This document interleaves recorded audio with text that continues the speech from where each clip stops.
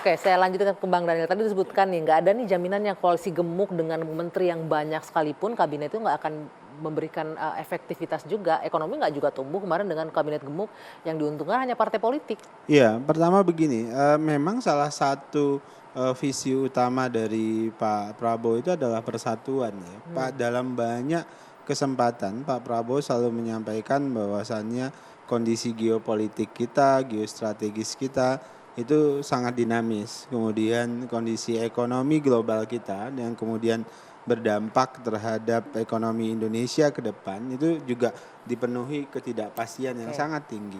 Nah, salah satu formula yang diyakini oleh Pak Prabowo itu adalah bagaimana ada persatuan elit yang kemudian merembet ke persatuan seluruh rakyat Indonesia.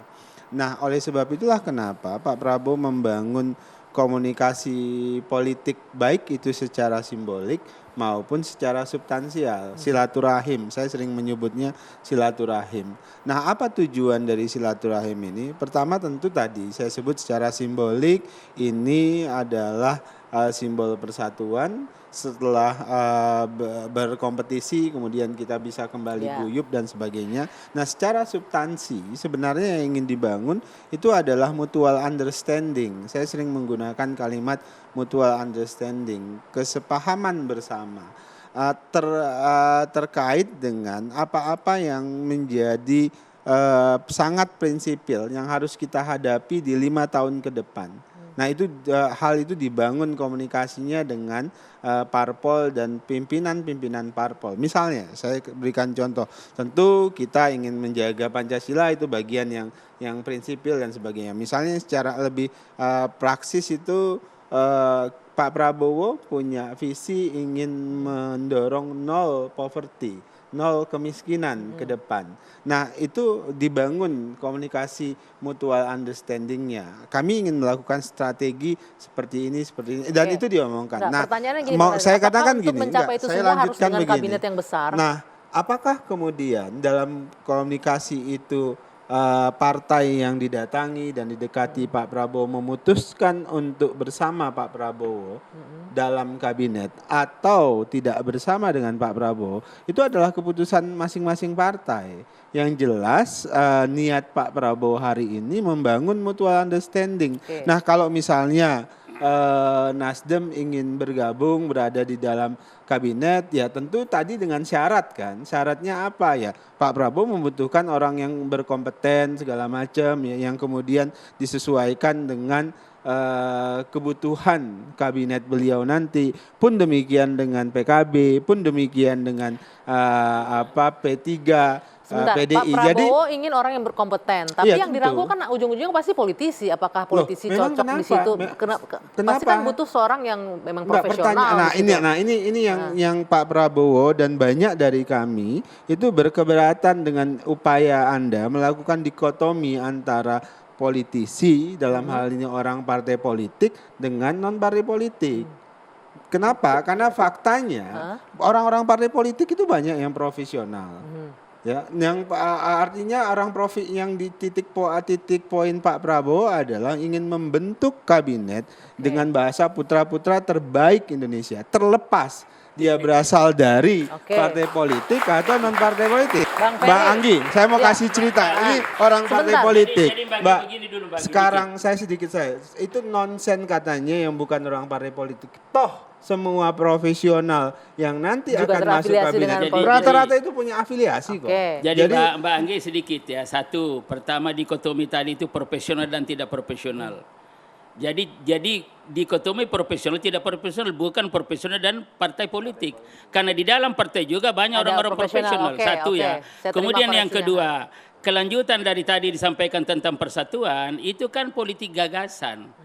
Nah, terkait dengan apa yang saya katakan tadi itu bahwa yang namanya politik gagasan itu kalau misalkan masuk ke sama-sama di dalam koalisi itu tidak berarti dengan mengembangkan politik gagasan berarti sikap kritis juga harus dibangun. Bukan mematikan. Jadi masuknya di dalam itu bukan berarti membuat dia bungkam.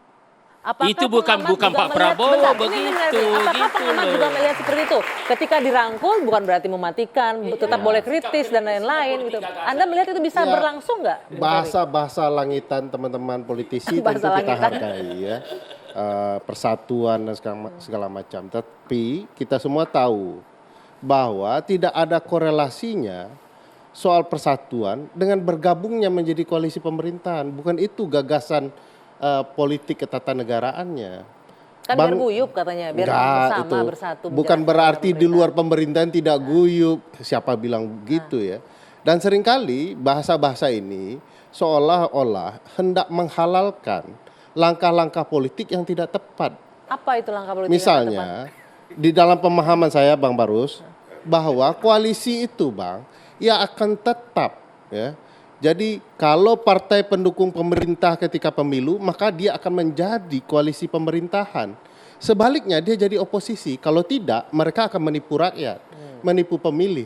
Sebab selama pemilu kita dijanjikan perbedaan-perbedaan. Anda memilih si A akan dapat ini. Sebaliknya kalau memilih si B akan dapat ini. Nah sekarang semua perbedaan yang kita lihat di layar kaca maupun di satu perdebatan semua jadi satu dengan cerita kami ini punya tujuan baik untuk negara karena itu Tujuan ini yang adalah sama lagi guyup gitu dan ya? bersatu. Itu Oke. salah itu konsepnya. Kedua, belum selesai. Saya perlu tuntaskan. Bentar, Bang. Biar Karena kita- terlalu begini, Bang. ketakutan dengan Begini, pikiran begini. kita Sabar, sendiri, sabar, Jom, di sabar, dalam- Bang. Bang Bestari bentar kita Supaya dengar dulu. sampai, Bang. Jadi begini, saya tidak lagi melihat ini sebagai kesadaran membangun bangsa.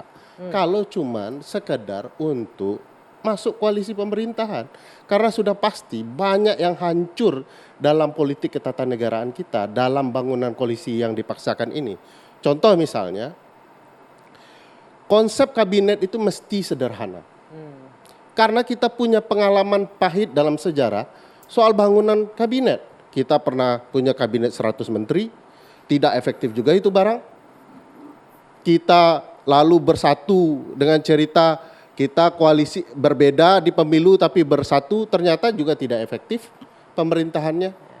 Oleh karena itu dalam pembentukan undang-undang Kementerian Negara dibatasi.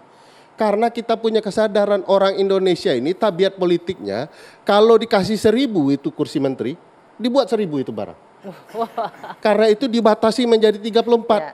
Mana ada setelah Undang-Undang 39 2004 tuh kementerian tidak 34, semua 34. Oke. Dibuat 40 juga akan 40, dibuat 45 juga akan 45.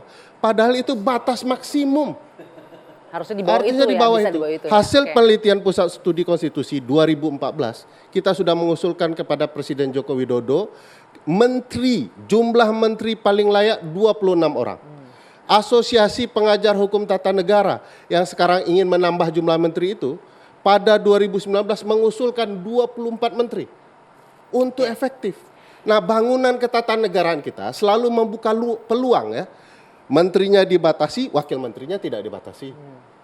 Ada pula jabatan menteri koordinator yang secara konstitusional tidak ada itu barang. Oke, jadi yang ini Anda adalah sampaikan bagi-bagi apa? kekuasaan, makin banyak kursi, makin banyak yang Hanya dibagi. sekedar bagi-bagi kekuasaan begitu. Nanti ditanggapi kita jeda dulu. Benarkah ini hanya sekedar bagi-bagi kekuasaan? Usai jeda 2 sisi kami lanjutkan.